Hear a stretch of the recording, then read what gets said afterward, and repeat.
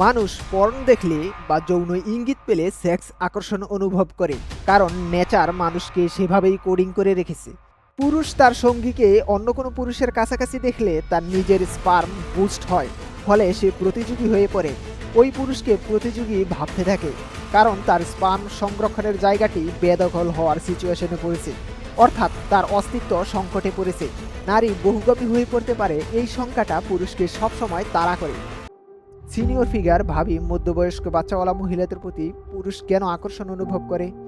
যখন সিনিয়র নারী কোনো বাচ্চা প্রদান করে, তখন পুরুষের অবচেতন মন ধরে নেয় সেই নারীটি সন্তান জন্মদানে সক্ষম। সেই প্রজন্ম টিকিয়ে রাখতে প্রমাণিত ভালো একটি ক্ষেত্র, ফলে তাকে দেখলে পুরুষটির ট্রিগার হয়। পুরুষ বিগ বুবস এবং বিগ হিপসের প্রতি বেশি আকর্ষণ অনুভব করে, কারণ মাংসালু পাছার অতিরিক্ত চর্বি তার বাচ্চার সুরক্ষা প্রদান করে। প্রেগনেন্ট অবস্থায় বিগ হিপস তার বাচ্চার গঠন এবং সুরক্ষার নিশ্চয়তা দেয়। বৃহৎ ও সুগঠিত বুবস তার সন্তানের খাদ্য সংরক্ষণ করে, যেখান থেকে তার বাচ্চা নিউট্রিয়েন্টস পায়। আর এই কারণগুলোর জন্যই পুরুষের অবচেতন মন তাদের বুবস ও হিপস দেখে টার্ন অন হয়। তার অবচেতন মন বলে, হ্যাঁ, তুমি এর সাথে সেক্স করতে পারো, সে তোমার প্রজন্ম ধারণের জন্য উপযুক্ত। এখন বিপরীত দিক থেকে নারী পুরুষের কি দেখে আকর্ষণ অনুভব করে? Big penis? না, তা কখনোই নয়। একজন পুরুষ প্রতিদিন ৩০০ মিলিয়ন স্পার্ম তৈরি করে, আর একজন নারী সারা জীবনে ২ মিলিয়ন ডিম উৎপাদন করে, যা অনুপাতের দিক থেকে পুরুষের তুলনায় কোটি কোটি গুণ কম। আর তার কাছে যেহেতু খুবই কম সংখ্যক ডিম রয়েছে, তাই নারী যৌন সম্পর্ক স্থাপনের ক্ষেত্রে রক্ষণশীল এবং সিলেক্টিভ আচরণ করে। সন্তানের জন্য তার বায়োলজিক্যাল ইনভেস্টমেন্ট পুরুষের চেয়ে অনেক বেশি।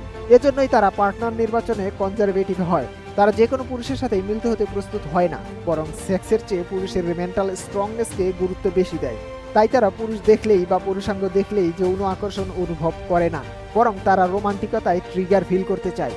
এই রোমান্টিকতার মাধ্যমে নারীর প্রতি পুরুষটির মনোযোগ এবং তার স্পার্ম গ্রহণ করলে তাকে সেই পরিমাণে সাপোর্ট দিবে, সেই নিশ্চয়তা খোঁজে, তারপর সেক্সের দিকে যায়। আর এজন্য অনেক ক্ষেত্রে নারী পুরুষের অর্থনৈতিক, সামাজিক, মানসিক ফিটনেসকে পর্যালোচনা করে।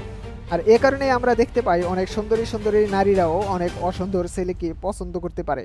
আর হ্যাঁ, নারী পুরুষের শারীরিক ফিটনেসকেও দেখে, কারণ ফিটনেস ভালো থাকলে তার অবচেতন মন ধরে নেয় সেই পুরুষটি সুস্থ স্পার্মের অধিকারী। আর এ সব কিছুই নারীর সাবকনসাস মাইন্ড বা অবচেতন প্রক্রিয়ায় ঘটে। এই দিক থেকে প্রকৃতি বলতে চাচ্ছে নেচারে নারীর অবস্থান একটি লিডিং রুলে।